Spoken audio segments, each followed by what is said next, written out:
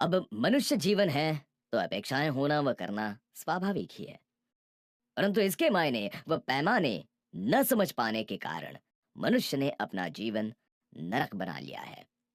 अपेक्षा मनुष्य के जीवन में एक ऐसा जहर बनकर उभरा है कि उसने उसे हंसना ही भुला दिया है। सो सबसे पहले मैं समझाने की कोशिश करता हूं कि ये अपेक्षा है क्या। दरअसल मनुष्य जीवन में उसके साथ तथा उसके चारों ओर जो कुछ भी घट रहा है वो हमेशा मनुष्य के मन मुताबिक नहीं घटता है, घट भी नहीं सकता है। इस कारण मनुष्य चंद बदलाहट लाना चाहता है और यहीं से उसकी अपेक्षाएं शुरू होती हैं। वो ये समझता है कि अकेला चना भार नहीं झोंक सकता है। सो वो अपने परिवार से, अपने मित्रों से और धीरे धीरे कर शिक्षा, व्यवसाय व धर्म तक से अपेक्षाएं बांधना शुरू कर देता है। और अपेक्षा भी कैसी कि इन सब के सहारे सब कुछ उसके मन मुताबिक हो जाएगा। पर यहां आकर मामला कुछ ऐसा फंसता है कि मनुष्य की अपेक्षाएं उसका इन्वॉल्वमेंट बढ़ाने लगती हैं और हर बढ़ा इन्वॉल्वमेंट उसकी अपेक्षाएं बढ़ाता चला जाता है। फिर वो जीवन भर इस चक्कर से बाहर नहीं आ पाता है। ये तो हुई अपेक्षा की साइकोलॉजी और उसके तथा इन्वॉल्वमेंट के चक्कर की बात। अब इन्वॉल्वमेंट जीवन में क्या परिणाम लाते हैं ये तो मैं समझा ही चुका हूं और उससे बचने के उपाय क्या है ये भी मैं आपको बता ही चुका हूं। सो अब अपेक्षा की ही बात करता हूं। मनुष्य में अपेक्षाएं जागने के मूल में उसकी बदलाहट की चाह है। इसी चाह के चलते वो रिश्ते बनाता है, सोचता है उससे बहुत कुछ मनचाहा हो जाएगा। अर्थात उसने अपना ये दायरा चंद अपेक्षाओं के चलते ही बढ़ाया होता है। अब सवाल ये है कि जिस व्यक्ति से अपेक्षाओं के कारण उसके संबंध प्रगाढ़ होते जा रहे हैं वो उसकी अपेक्षाओं पर खरा नहीं उतरता है। मजा ये कि दूसरा भी चंद अपेक्षाएं लिए ही संबंधों में आगे बढ़ा होता है। उम्मीदें उसकी भी पूरी नहीं होती। परिणाम स्वरूप एक दूसरे के प्रति कटुता भरना शुरू हो जाती है। परंतु चूंकि अपेक्षाओं के आधार पर बढ़ाए संबंधों में अब इन्वॉल्वमेंट भी आ चुका होता है, सो मनुष्य ना तो अपनी कटुता पूरी तरह निकाल पाता है और ना ही संबंधों पर पूर्ण विराम ही लगा पाता है। बस धीरे धीरे कर उन संबंधों को निभाने को बाध्य हो जाता है। और स्पष्ट शब्दों में कहूं तो ना चाहते हुए भी संबंधों का बोझ जीवन भर उठाता फिरता है। आज के बाद आप जरा गौर करें और अपने आप से रिश्तों को देखें। उनमें जितनी मजबूत अपेक्षाएं होंगी उतना ही मजबूत आप उसमें अपना इन्वॉल्वमेंट भी पाएंगे, क्योंकि ये दोनों नियम से ही एक दूसरे को बढ़ाते हैं। अतः जहां जहां अपेक्षा होगी वहां आपसी रिश्तों में जहर घुल चुका होगा। दोनों एक दूसरे को काटते से जान पड़ते होंगे, परंतु बावजूद इसके आपसे इन्वॉल्वमेंट के कारण कोई स्थायी उपाय भी नहीं सूझता होगा। रिश्ते, फिर चाहे वे पति पत्नी के हों या माँ बाप के बच्चों से हों, फिर चाहे वो प्रेमी प्रेमिका के हों या मामला आपसी मित्रता का हो, उनका अपना एक अनोखा आनंद होता है यदि उनमें एक दूसरे से अपेक्षाएं नदारद हो। लेकिन ये आम मनुष्य के लिए संभव नहीं। अतः अंत में उसके सारे रिश्ते ही उसके जीवन का अभिशाप बन जाते हैं और वो भी इस कदर कि धीरे धीरे तो उसे इसका एहसास तक होना बंद हो जाता है। अक्सर तो आपस में कॉम्प्रोमाइज कर या बार बार बीच के रास्ते निकाल कर रिश्तों को ढोए चले जाना पड़ता है। तो क्या मनुष्य रिश्ते बनाना ही छोड़ दे? क्योंकि बिना अपेक्षा के रिश्ते बनाना उसे आता नहीं तथा यहाँ अपेक्षाएं टूटी नहीं कि दुख और व्यवस्था के भवरों ने उसे घेरा नहीं। और फिर आज के इस सोशल मनुष्य के रिश्ते कोई दो चार तो होते नहीं है। और जब इतने रिश्ते पाल रखे हैं तो रोज कोई ना कोई व्यक्ति अपेक्षाएं तोड़ेगा ही। यानी रोज रोज वो बात बात पर उसने अपने को व्यथित करने की व्यवस्था कर ही ली है। सो सोचो अब इसका इलाज क्या। चलो मैं बताता हूँ। निश्चित ही इस बाबत ये कहना तो बड़ा आसान है कि अपेक्षाएं रखो ही मत। ये हजारों बार आपने कईयों के मुख से सुना भी होगा। परंतु सवाल ये है कि मेरे होते सोते ये आसान थोड़ी है। मेरे बाबत कोई जानता ही कितना है। मेरी कॉम्प्लेक्सिटी कोई मजाक थोड़ी ही है। ये कह देने मात्र से काम थोड़ी ही चलेगा कि अपेक्षाएं रखो ही मत। उसके उठने और उसे थामने के मजबूत उपायों की चर्चा करनी होगी। और वो मेरे अलावा और कौन कर सकता है? इन संत महात्माओं या साइकोलॉजिस्टों से तो बस बड़ी बड़ी बातें करवा लो। अरे पेट में दर्द है तो कहते हैं दवाई ले लो, परंतु कौन सी? सो मैं बताता हूं कि इन अपेक्षाओं की जड़ क्या है। अब अपेक्षाएं उठने की जड़ बदलाहट की चाह है, ये तो मैं आपको समझा ही चुका हूं। चलो, अब बदलाहट की चाह बुरी भी नहीं, यदि ये अपने तक ही सीमित रखें तो। यानी आप अपने वर्तमान जीवन से नाखुश हैं और कोई बदलाहट लाना चाहते हैं, तो उस हेतु आप अपने स्वयं में बदलाहट लाएं। जीवन आपका है, लेकिन उसे संवारने हेतु बदलाहट किसी अन्य व्यक्ति या बाह्य परिस्थिति में लाना चाहें, तो ये तो बात ही गलत हो गई। परेशान आप अपनी अपेक्षाओं की आदतों से हैं और बदलाहट आप वस्तु के नाम पर घर में या ज्योतिष के नाम पर अंगूठियों में ले आते हैं। भला ऐसी गजब की बुद्धिमानी आप लाए कहां से? सो यदि कुछ बदलना है तो स्वयं को बदलो। आपका अधिकार भी सिर्फ अपने पर है, और वहां चंद प्रयासों में ही आपको मालूम हो जाएगा कि यह कितना मुश्किल काम है। अथक प्रयासों के बाद भी आप आपके क्रोध, चिंता या भय से मुक्ति कहां पा रहे हैं? जरा सोचो ये कि आप जब अपने में बदलाहट नहीं ला पा रहे हैं, तो आपकी दूसरे मनुष्यों को बदलने की या परिस्थितियों के परिवर्तित होने की अपेक्षा कितनी बेबुनियाद है।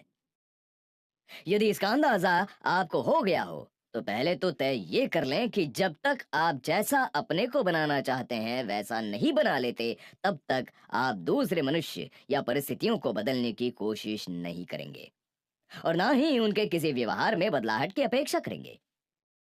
इसके दो फायदे आपको हाथों हाथ होंगे। एक तो आपकी दूसरों से सारी अपेक्षाएं टूट जाएगी, क्योंकि पहले आप अपने से जो अपेक्षाएं पूरी करना चाहते हैं उसमें लग जाएंगे, अर्थात आप अपने इम्प्रूवमेंट में लग जाएंगे। और ये तो बिल्कुल साफ है कि आपको काम तो आप में हुआ इम्प्रूवमेंट ही आएगा। वही इसका दूसरा फायदा ये है कि आपकी अपने आसपास वालों से अपेक्षाएं कम होते ही आपके उनसे संबंध और मधुर हो जाएंगे। इससे आप न सिर्फ उनके बेहतर काम आ सकेंगे, बल्कि आप अपने आपसी रिश्तों का आनंद भी उठा पाएंगे। कुल मिलाकर कहने का तात्पर्य ये कि अपेक्षाएं तोड़ने की शुरुआत आपको अपने में इच्छित बदलाहट लाने के प्रयासों से ही करनी होगी। और आपका ये एहसास कि बदलाहट लाना कितना मुश्किल है, स्वतः दूसरों से आपकी अपेक्षाएं कमजोर कर देगा। जब आप इन प्रक्रियाओं से गुजर जाएं और एक ऐसे मुकाम पर आ पहुंचे जहां से आप अपने आप से काफी हद तक संतुष्ट हो जाएं, तो फिर उससे ज्यादा बदलाहट लाने की कोशिश मत करें।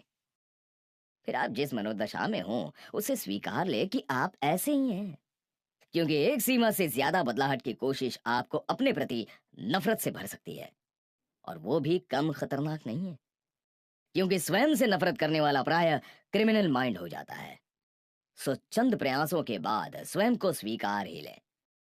यह आपका स्वयं को स्वीकारना एक नहीं हजार जादू कर देगा। सबसे बड़ी बात तो यह है कि इससे आपके कॉम्प्लेक्स काफी कमजोर हो जाएंगे, क्योंकि जब आपको अपने से कोई शिकायत ही नहीं तो कॉम्प्लेक्स काहे का? और भी विस्तार से कहूं तो ये स्वीकार्य शक्ति एक जादू है। आप जैसे हैं वैसे ही स्वयं को स्वीकारने से तो उसकी शुरुआत होती है, और आगे तो ये एक साथ आपके तीन समस्याओं यानी इन्वॉल्वमेंट, एक्सपेक्टेशन और कॉम्प्लेक्स से आपको निजात तक दिलवा सकती है। सो बस आप अपनी स्वीकार्य शक्ति को पकड़कर मजबूत करते जाएं। अपने को तो आप स्वीकार ही चुके हैं, दूसरों को भी वो जैसे हैं वैसे ही आप उन्हें स्वीकारना चालू कर दें। जैसे ही आप दूसरों को स्वीकारना प्रारंभ कर देंगे कि इससे ना सिर्फ आपका इन्वॉल्वमेंट बल्कि उनसे बंधी आपकी अपेक्षाएं भी ढेर हो जाएगी। परिणाम स्वरूप आपके आधे से ज्यादा दुख दर्द तो वैसे ही तिरोहित हो जाएंगे। जब इससे भी निपट लो तथा दुख दर्द कम हो जाने के कारण नई ऊर्जा से भी भर जाओ, तो फिर दो कदम और आगे बढ़ाकर चारों ओर की परिस्थितियों को भी स्वीकारना प्रारंभ कर दो। इससे तो चमत्कार ही हो जाएगा। फिर तो आप बाहरी परिस्थितियां नहीं बदलती तो भी विचलित नहीं होंगे, क्योंकि स्वीकार्य शक्ति के जादू से आप परिस्थितियों के अनुसार स्वयं को ढालने में माहिर हो जाएंगे। और इससे ना सिर्फ आपके दुख दर्द कम हो जाएंगे, बल्कि आप और नई ऊर्जा से भी भर जाएंगे। बस फिर उस बड़ी ऊर्जा के सहारे संसार के कटु सत्यों को भी स्वीकारना चालू कर दो। उस हेतु थोड़ा इतिहास पर और थोड़ी अपने चारों ओर की परिस्थितियों पर नजर दौड़ाओ। चारों ओर कभी न बदलने वाले सत्य रह रहकर उजागर हो ही रहे हैं। और फिर भी यदि आप कभी न बदलने वाले सत्य तक में बदलाहट की अपेक्षा किए जी रहे हैं या उस कारण से दुखी हैं, तब तो आप सिवाय मूर्ख के और क्या है। अरे जो बदल ही नहीं सकता, उसको भी बदलने की अपेक्षा का दुख पाले आप जी रहे हैं। फिर जवाब मुझे ये दें कि आप बुद्धिमान हुए ही किस दृष्टिकोण से। सो अपने चारों ओर नजर दौड़ाएं और उन हकीकतों पर गौर करें जिनको सिवाय स्वीकारने के आपके पास दूसरा कोई उपाय ही नहीं है। जिनको स्वीकारे बगैर आप जीवन में कभी सफल हो ही नहीं सकते। नहीं समझे हो तो मैं विस्तार से समझाऊं। जैसे जिन्हें आप भगवान कहते हैं, क्या उन्हें भी आपने एक लिमिट से ज्यादा जीते देखा है? क्या उनमें से कोई भी अमर हो सका है? नहीं। तो अब सीधे सीधे आपकी भी मृत्यु होने ही वाली है, ये स्वीकार कर ही क्यों नहीं जीते? इससे पहला जादू तो ये होगा कि आपके आधे से ज्यादा भय स्वतः ही तिरोहित हो जाएंगे। ये बात अच्छे से समझ लेना कि मनुष्य के अधिकांश भय के पीछे सिर्फ उसका मौत का भय छिपा हुआ है। जिसने मौत को स्वीकार लिया, फिर उसे बात बात पर डराया नहीं जा सकता।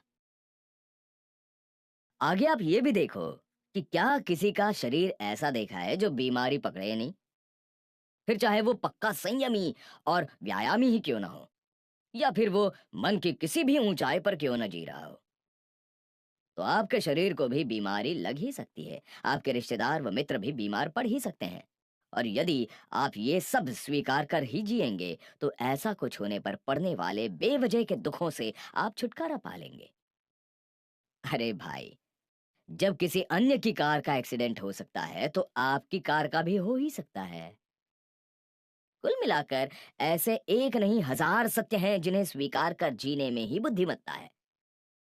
और ये स्पष्ट समझ लें कि ऐसे तमाम अटल सत्यों को प्रगाढ़ता से स्वीकारे बगैर आप कभी हवा में उड़ने सी प्रसन्नता का अनुभव नहीं कर सकते हैं। चलो, ये सब तो आप समझ ही गए होंगे। सो अब मैं आपका ध्यान, आप जो अन्य तरह की अपेक्षाएं पाल के बैठे हुए हैं, उस ओर आकर्षित करता हूं। उन अपेक्षाओं के बाबत बताता हूं जिसने हर मनुष्य का जीना दुश्वार कर रखा है। शायद आपने भी गौर किया ही होगा कि लगभग हर व्यक्ति इस दुख से पीड़ित है कि कोई उसे समझता ही नहीं। मैं सबके साथ अच्छा करता हूँ, पर सब मेरे साथ गड़बड़ कर देते हैं।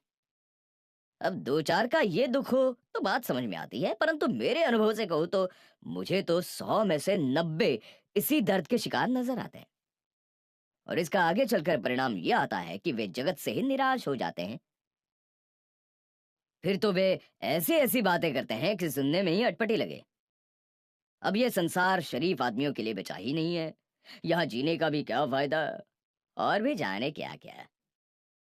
हालांकि इसकी जड़ में मनुष्य की वो गलतफहमी है जो उसने स्वयं के लिए पाल रखी है। हर कोई दूसरे की हरकतों को बड़े गौर से देखता है, उनका विश्लेषण भी खूब करता है, परंतु खुद की हरकतों को ऐसे अच्छे अच्छे विचारों से ढांक लेता है कि उसको अपने